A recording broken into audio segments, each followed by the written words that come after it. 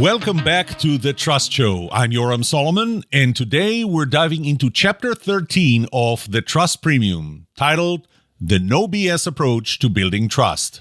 This is the second chapter in part 3 of the book, where we're covering 5 core behaviors that help professionals build deep, lasting trust with their customers. And this one is a big one. Because, let's face it, we all have built-in BS detectors. Your customers can spot insincerity, manipulation, or fake confidence from a mile away, and when they do, trust breaks down fast. In this chapter, I'll walk you through what it means to lead with honesty, humility, and clarity. No fluff, no inflated claims, no shortcuts. We'll talk about what it looks like to underpromise and overdeliver without lowballing, admit what you don't know, respect competitors, protect confidentiality, and why labeling yourself a partner might be doing more harm than good. Also, just a quick reminder, even though most seasons of The Trust Show wrap after 12 episodes, we're going all the way to the end of the book at this time. By the end of today's episode, we will be at page 190 out of 261, and every chapter from here on builds more momentum. And all that right after this.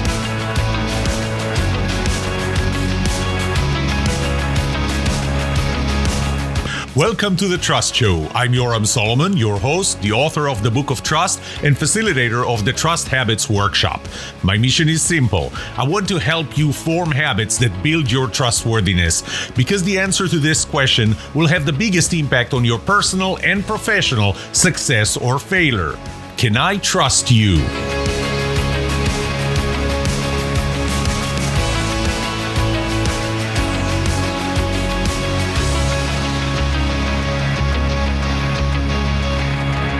Chapter 13, The No BS Approach to Building Trust.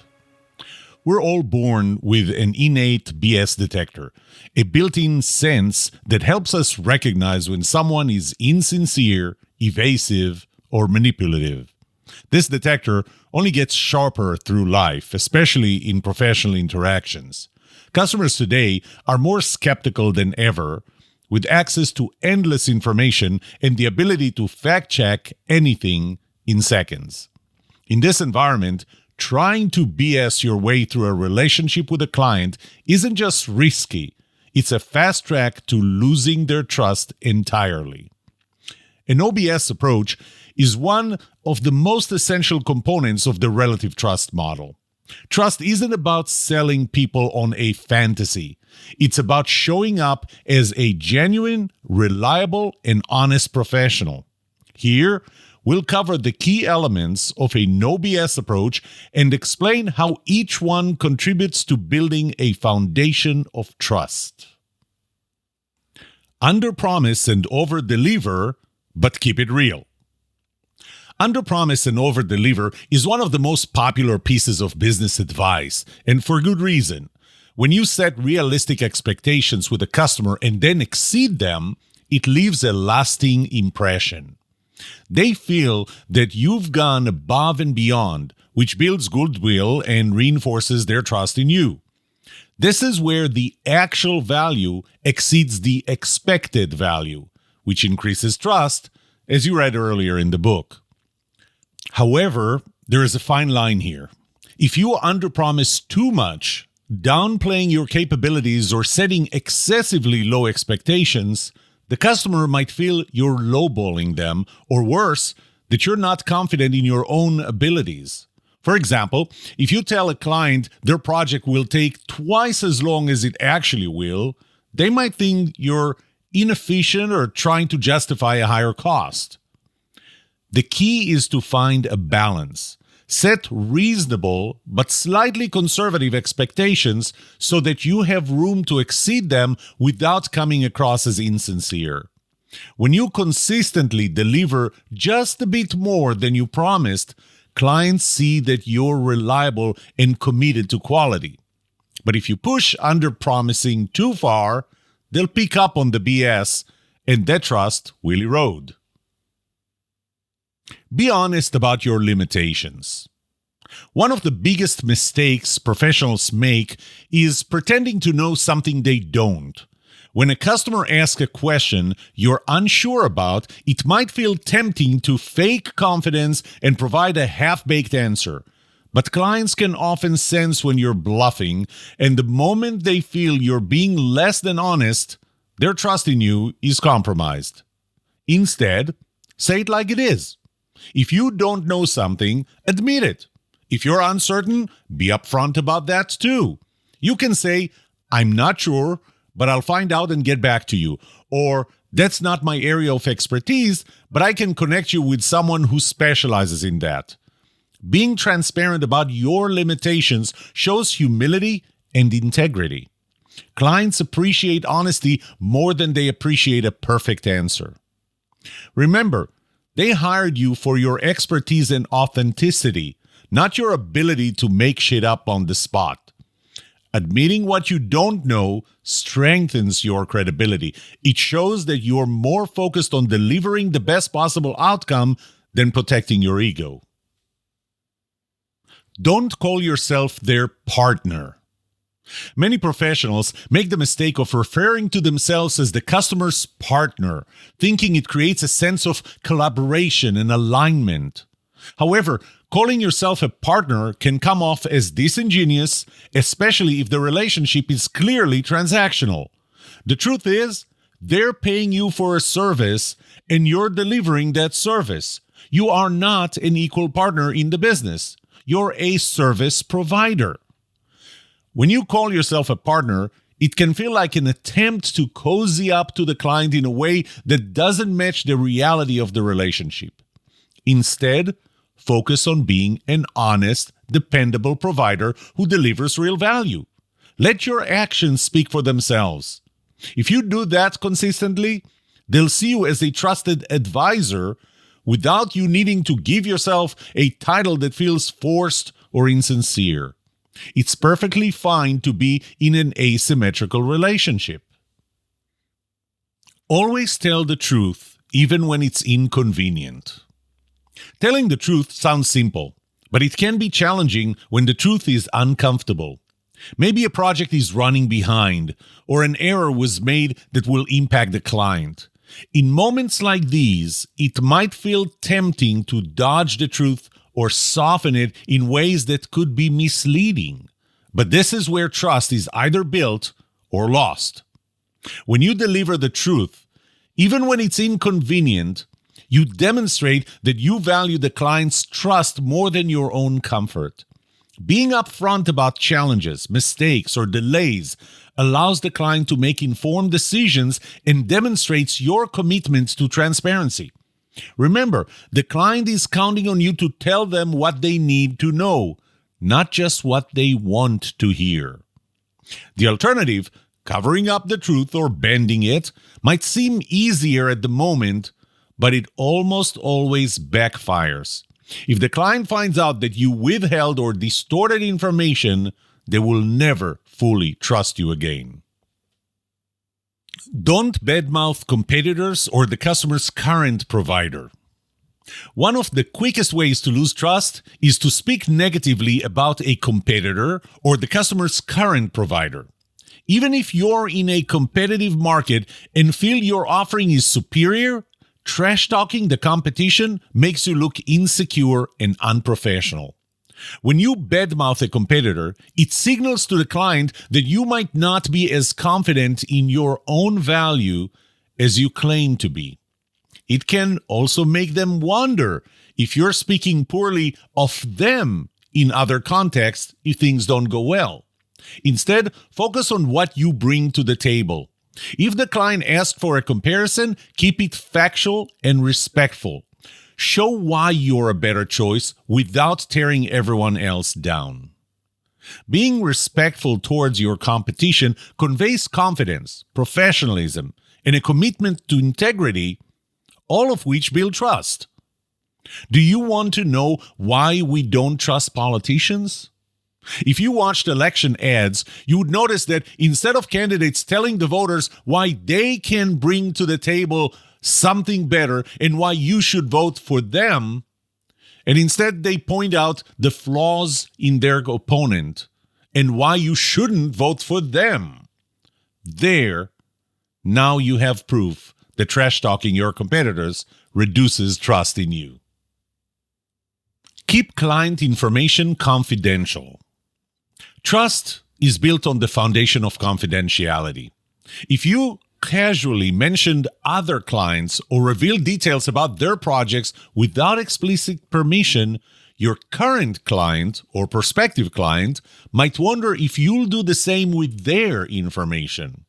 This can create a sense of unease and make them hesitant to share openly with you.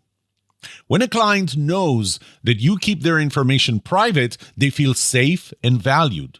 To build trust, avoid discussing other clients by name or disclosing sensitive business information. If you have a relevant story to share, generalize it enough that it can't be traced down to a specific client unless you have explicit permission to use their name. The promise of confidentiality reassures clients that you take their trust seriously, and it sets you apart as a professional who values integrity above all else. Don't make assumptions. Ask when in doubt. Assumptions can be dangerous in any professional relationship. When you assume something about the client's needs, preferences, or expectations, you risk making decisions or recommendations that may not align with what they actually want. This can lead to misunderstandings, misaligned expectations, and ultimately erode trust. Instead, adopt a no BS approach by asking questions when you are uncertain. If you're unsure about something, clarify it with the client rather than filling in the gaps yourself. Asking questions shows that you care about getting things right and are committed to fully understanding their needs. Clients appreciate this attention to detail. It shows that you're not just going through the motions, but actively engaged and focused on delivering exactly what they need. By seeking clarity instead of assuming, you show respect to their unique preferences and ensure that your work aligns with their goals. The no BS path to trust. An no BS approach is about being real, clear, and respectful. It's about showing clients that you take their trust seriously and won't jeopardize it by overpromising, pretending, or speaking carelessly. Building trust takes time, but with a consistent no BS approach, you establish yourself as a professional who values integrity, honesty, and the success of each client relationship. By committing to under-promise and over-deliver within reason, being honest about your limitations, avoiding the partner label, telling the truth even when it's hard, respecting competitors, safeguarding confidentiality, and never making assumptions, you become someone clients can rely on, not just your services, but your authenticity. In the long run, that authenticity is what earns the trust premium, setting you apart as a trusted advisor in a world that desperately needs more no BS professionals. Best-selling author. If you are a professional speaker, you may be listed in the largest speaker database, eSpeakers. On October 25, 2024, that database listed 21,776 speakers. To provide some social proof, many speakers publish books showing their expertise. Those books may sometimes include a mini tip book, but nevertheless, they are considered books. On that date, 915 speakers in that database were identified as authors. But that's not the amazing part. The amazing part is that 829 were identified as best-selling authors. That's over 90%. How can more than 90% of authors be best-selling authors? Doesn't it go against the definition of what a best-selling author is? What if, in the next few pages, I will show you how to become a best-selling author in 24 hours and for less than $10? Would you be interested? I can't even begin to tell you how many emails and LinkedIn messages I get regularly promising to make me a best-selling author. Here are quotes from a few. "We help market your book, generate sales, and guarantee you'll become a #1 best-selling author." Or, "My guarantee, hit #1 on Amazon in 6 months or I'll give you $10,000. I'll show you how to do this for free. And I sincerely hope you never do it because it's complete BS. To be clear, I'm not suggesting that all speakers or professionals identifying as best-selling authors are doing this. First step, write a book. I know, writing a book is not an easy task. Okay, then instead, just create a PDF file. Apparently, that's enough. To ensure we can lower the price, you'll see later why, we will create it as an ebook and upload it to Kindle.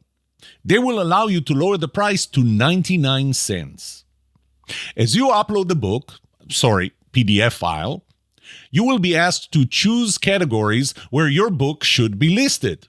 You will need to find one of the least competitive categories. A least competitive category is one in which the best sellers, in quote marks, rank pretty low on the Amazon overall list of books. I'll help you with that. At the time of writing this book, one of the least competitive categories was Kindle Store, Kindle eBooks, foreign languages, Japanese, fantasy, horror, and science fiction. The book that ranked at the top of the list in that category, and hence the best-selling book in that category, was the Japanese translation of The Little Prince. While it ranked #1 in this category, when you scroll down to the product details, it ranked 357,104 in the overall Amazon best-selling rank. Now we find a BSR, in parentheses best-selling rank, to sales calculator. Plenty of these are available, and they are all linked to Amazon's ranking and sales data. We will enter the ranking of 357,104 overall, and it tells us that this book sells 8 copies per month. At the same time, the book that ranked #1 overall on Amazon's bestseller list was Elon Musk's biography by Walter Isaacson. Using that ranking with a BSR to sales calculator showed that this book was selling 158,289 copies per month. Could both books be considered bestsellers and their authors best-selling authors? Hold that thought. Let's continue the process.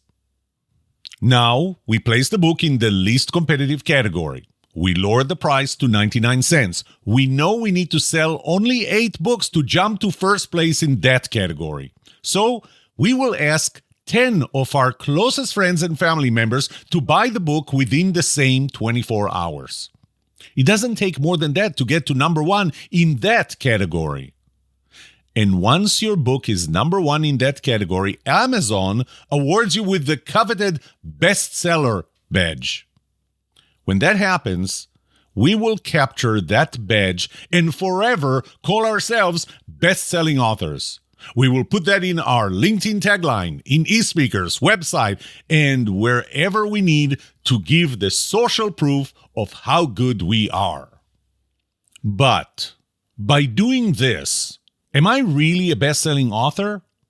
I know I don't fit the dictionary definition of a best-selling author, just as, and because, my book doesn't meet the dictionary definition of a best-selling book.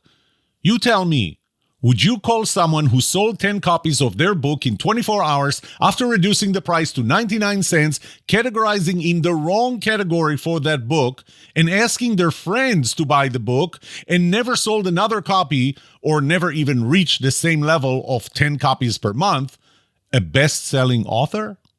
Oh, and Amazon isn't really telling you that your book is a best-selling book right now. They are saying that it was the best-selling book in a specific category. For a short time, it was there. When you claim to be an Amazon best-selling author now, you are misrepresenting yourself. There is one more thing I want you to consider. This practice I described to you is, unfortunately, widespread. Of the 829 speakers listed on eSpeakers as best-selling authors, I chose a random sample of 106 and checked the status of all their books. Of them, only 3 sold more than 10 books per month. Let's assume that you decide to follow this practice. Does it feel ethical to you? Finding out whether your books are really best-selling books and thus you earn the title best-selling author is simple and accessible to everyone. What would a potential client think when they check whether you are a best-selling author as you claim to be? And what will they think about everything else you told them once they find out? And even if you don't care about what they will think about you, what do you think they might think about all speakers? Practices like this further the disbelief customers have in salespeople and professionals. Instead of being part of the solution, you become part of the problem. Again, I'm not suggesting that everyone listed as a best-selling author is doing this. Few are actually best-selling authors. This is true not only for best-selling authors. It's true for every claim that you make that may lead your customer to believe something else. You may take the chance that the customer will never find out, but when they do, word can get around about your practices and misrepresentation. Do's and don'ts. Set realistic expectations that you are confident you can meet or exceed. Be transparent about your limitations and admit when you don't know something. Communicate the truth early, especially if it's inconvenient or involves a setback. Respect competitors by focusing on your strengths rather than criticizing their weaknesses. Maintain confidentiality and avoid sharing identifiable client information. Ask clarifying questions instead of making assumptions about client needs. Show humility when the client provides a perspective you hadn't considered. Focus on the value you deliver rather than gaming ranking metrics. Build trust with actions, not exaggerated claims. Uphold ethical practices, even in competitive environments, to maintain credibility. Don't overpromise results you can't realistically achieve. Don't bluff or fake confidence when you're unsure about something. Avoid calling yourself a partner unless the relationship genuinely warrants it. Don't badmouth competitors or the client's current providers to win favor. Refrain from exaggerating your credentials like claiming unearned titles. Never share sensitive client information without explicit permission. Don't make assumptions about what the client needs. Always ask. Avoid bending the truth to make a quick sale. Don't engage in practices that damage the reputation of your industry or colleagues. And this wraps up Chapter 13 of The Trust Premium, where we unpacked what it really means to take a no BS approach to building trust with a client. We talked about why transparency, honesty, and humility aren't just nice to haves. They're essential. From setting realistic expectations to being honest about your limitations, from protecting client confidentiality to resisting the temptation to trash competitors or inflate your own credentials, every one of these behaviors send a clear message. I take your trust seriously.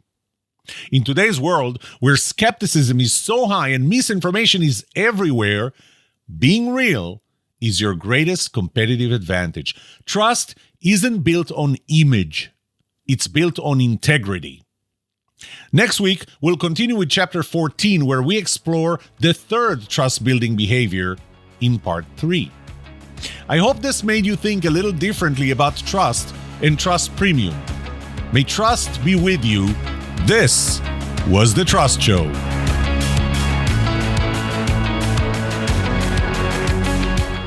What would you like to know about trust and trustworthiness? Let me know and I'll answer it in a future episode. I would love to hear from you. Email me at yoram@thetrustshow.com. If you like this episode, subscribe to the show so you will automatically get notified when I release a new episode. Rate it. Write a review for this podcast because those ratings help not only you, but also others looking for podcasts just like this. If you're looking for more resources to learn about how to build trust, be trusted, or know who to trust, look up my workshops, online courses, books, or go to my website, trusthabits.com. And remember that the answer to these two questions will have the biggest impact on your personal and professional success or failure. Can I trust you? And can you trust me? Thank you for listening or watching The Trust Show.